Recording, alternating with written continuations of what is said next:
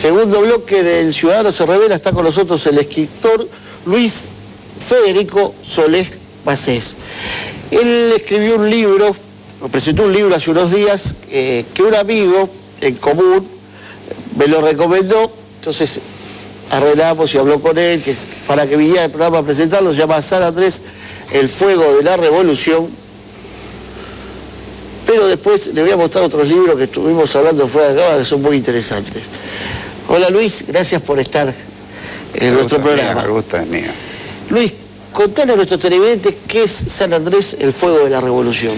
Bueno, San Andrés, el fuego de la revolución es una novela, el género es una novela, aunque sigue estrictamente la crónica e inserta los personajes reales.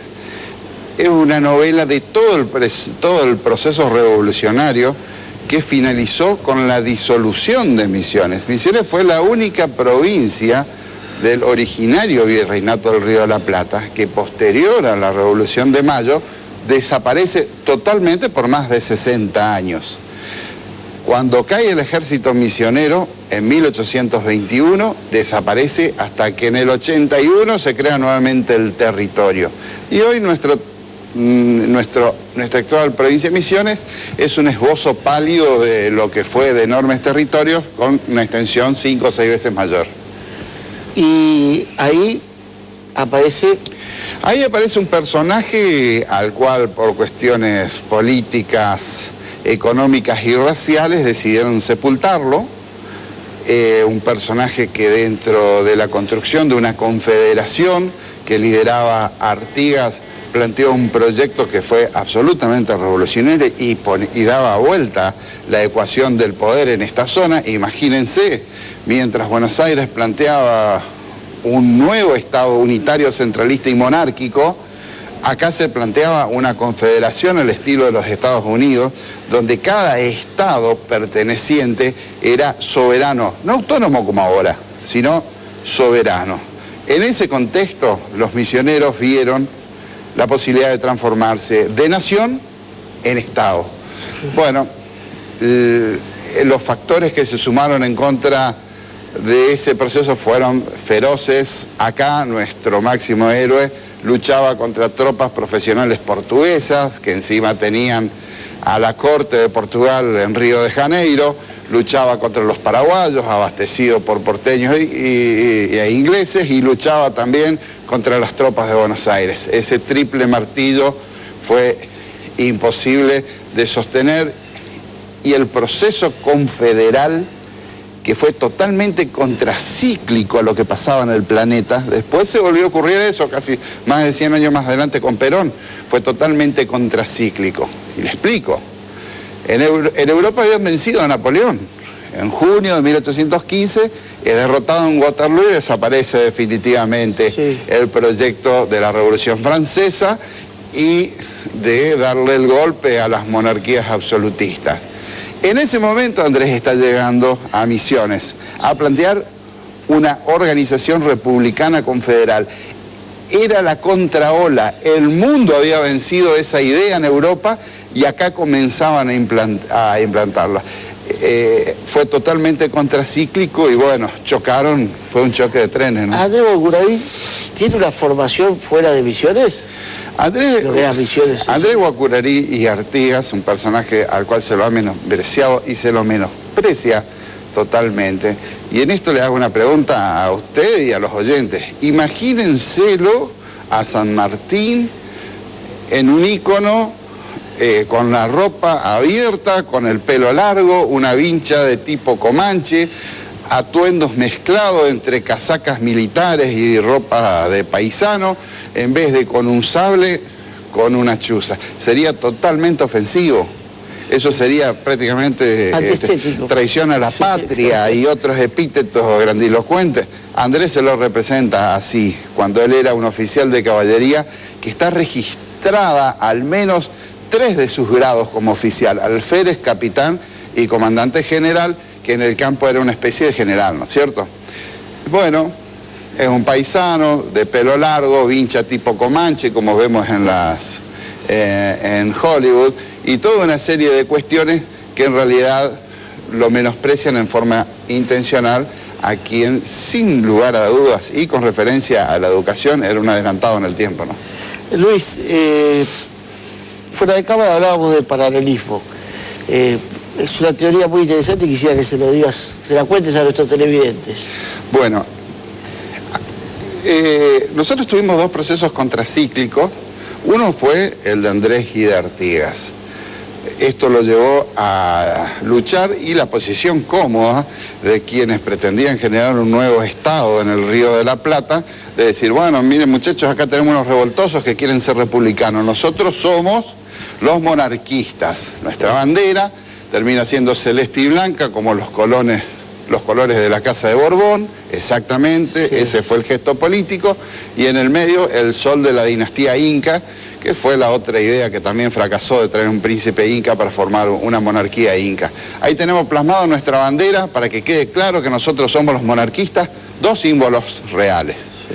Sí. Y allá están los revoltosos que tienen el mismo color que la bandera de Francia, que con un gesto quieren hacer una confederación en el estilo de Estados Unidos, que ya derrotó a los ingleses, entonces se sacaron todos los números para que los aplasten. Sí. La fuerza a la cual enfrentó a Andrés en esta zona fue feroz. Y con esto termino. Le doy un dato. San Martín, que fue contemporáneo y tuvo una acción paralela con Andrés, inclusive las batallas son en meses muy parecidos, las batallas de San Martín en Chile y las batallas de Andrés contra los portugueses, llevó 22 cañones con su ejército de los Andes. Andrés tuvo que enfrentar 18 cañones de última tecnología que tenían instalado en San Borja los portugueses y los cuales le desataron contra el ejército misionero en la campaña de 1816. Fíjense a las fuerzas que tuvimos que enfrentar. Y el otro proceso que también fue contracíclico fue el peronismo. Finaliza la Segunda Guerra Mundial, se reparte el poder en el mundo y aparecía Argentina perfilándose como una potencia industrial, una potencia nuclear, una potencia que era un verdadero ascendiente para la zona, un referente en su formación cultural, en la influencia. Era inaceptable para las potencias del mundo que Argentina, que nos había inmolado en la Segunda Guerra Mundial, comienza a evolucionar de tal forma de ponerse a la misma altura de los vencedores. Fue absolutamente contracíclico. Muchos vieron en Perón y asociaron a Perón con un cuarto Reich. Era el discurso que se necesitaba para ponerle el pie en el cuello. Eso es ser contracíclico. Sí. En este caso, yo creo que la palabra es... En este caso, Andrés y Perón fueron contracíclicos en el planeta. Interesante, muy interesante esto, Luis. Me dedico a tu análisis de esta cuestión política. Quiero que ahora vayamos a Solé Macés, escritor. Y quiero mostrar otras dos obras tuyas, porque me interesaron. A ver si podemos mostrarle. Quiero que lo expliques, porque a mí me atraparon también. Se llama Andrómina. Andrómina. ¿De qué se trata? Bueno, la andrómina es una mentira espectacular que necesita de ciertos artificios para concretarse. No es cualquier mentira. Por ejemplo, hay mentiras específicas. Los jugadores de cartas tienen la fullería, que es una mentira específica del tramposo de las cartas. Esto es una mentira muy particular. Se trata básicamente de lo siguiente. Es una novela. Es una novela. Y le voy a contar la trama si tenemos 2 minutos. Sí. Comienzan a aparecer cadáveres en Misiones, en el río Paraná, una cosa bastante común que en Misiones aparezcan cadáveres. Pero sí, en este caso eran cadáveres de niños y de jovencitos que tenían deformidades. Por alguna cuestión entra a jugar una periodista de Buenos Aires que termina recibiendo un paper que le da mucha curiosidad, esos típicos papers de inteligencia que le invitan a venir a la zona. Llega acá y comienza a ver una serie de cuestiones raras porque estaban involucradas todas las fuerzas para encubrir. Cuando aterriza paralelamente un espía de inteligencia y comienza por dentro de todo Misiones una carrera de investigación. Esa carrera de investigación los va llevando a atar nudos. Lo primero que descubren, que los cadáveres eran de niños que tenían las afecciones de los agrotóxicos, las deformidades, entre ellos la hidrocefalia. Otro elemento que descubren, que esos cadáveres eran comercializados por una vendedora de niños de Oberá. Hasta acá 100% ficción, ¿no? Cusí cusá, diría mi abuela italiana. Posteriormente siguen rastreando y llegan a que esos niños eran vendidos para ser ejecutados por una secta satánica y posteriormente arrojados al agua. Pero el detalle es el siguiente: la secta satánica no era más que un sistema de extorsión donde el maestro satánico reunía políticos, empresarios y otras personas influyentes para transformarlas en cómplices de los asesinatos de los chicos y después los extorsionaba para obtener ventajas. Interesantísimo. Detrás de eso estaba la inteligencia argentina. ¿Por qué? Porque este personaje pretendía ser candidato a presidente. Y la inteligencia argentina quería mostrar, ¿no es cierto?, pero no al público, sino mostrar a los extorsionados, a los que ellos sometían, cómo era la jugada. En definitiva, no les cuento el final, pero el proceso es netamente misionero.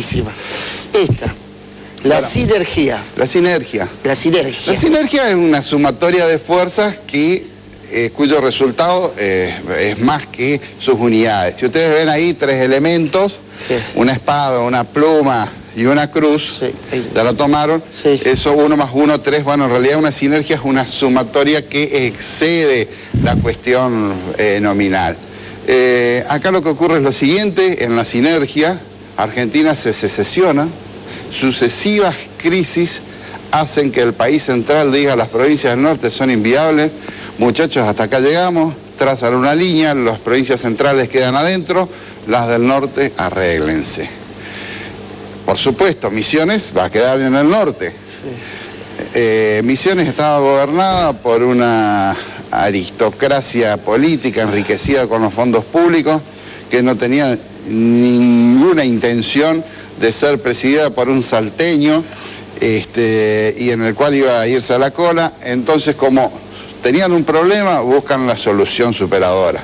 El problema que ante la crisis, que era de carácter sudamericano, ya que la nueva configuración política había hecho que Bolivia se anexe al norte y una guerra con Chile estaba lista para explotar.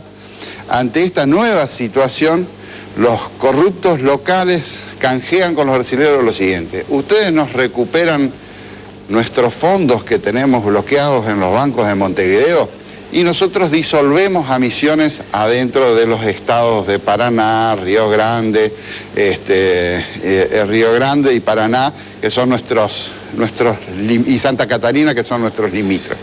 Bueno, cuando esta trama está en acción, los corruptos solo dominaban una parte de Posadas, el resto era todo caos y desastre. Hay una resistencia civil y de una fracción del ejército que decidió no retirarse de Misiones, que termina en una resolución de tipo militar contra los brasileros que entraban a ocupar nuestra tierra. El apoyo de tecnología de otros países hace que se imponga los misioneros y en definitiva la resolución... No contes más. Porque yo quiero leerlo también y... pero muy interesante, muy interesante. Luis Federico Solés Macés, ¿también lo dije bien? Sí, bien. Solés Macés vino a mostrarnos su último libro, pero la verdad que con las otras novelas también quedé impactado de forma personalmente, pero le muestro esta, que es su última presentación, que la hizo esta semana. Luis, te agradezco, bueno. Y cuando están las puertas abiertas de este programa te digo más, el año que viene me parece que te voy a invitar más seguido para que hablemos de cosas, porque veo que tenés un análisis muy especial de la realidad, de la política y sobre todo de la literatura. Bueno, muy amable, este programa donde estrictamente se rastrea en forma minuciosa y con un microscopio la realidad, hacerse una pausa, distraerse para hablar de esto, a mí me genera un gran reconocimiento y agradecimiento. Gracias, Luis. Bueno. Nos vamos a un corte y continuamos con El Ciudadano se revela.